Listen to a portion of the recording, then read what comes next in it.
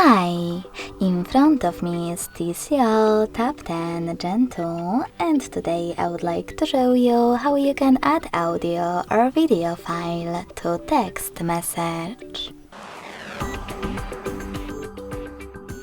Firstly, open Messages app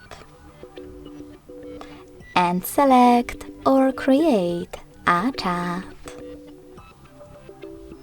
Now you need to click on this icon of a photo with a paper clip at the bottom right corner.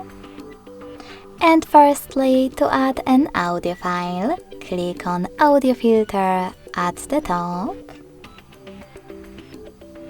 Or click on those three lines at the top left corner and select one of those sources, like Audio section.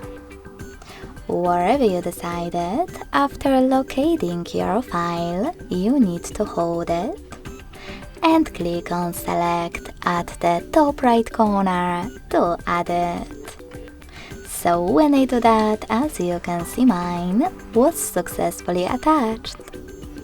In order to add a video one, click on the same icon, but this time select Videos filter at the top, or click on the same three lines and access one of those sources, like for example,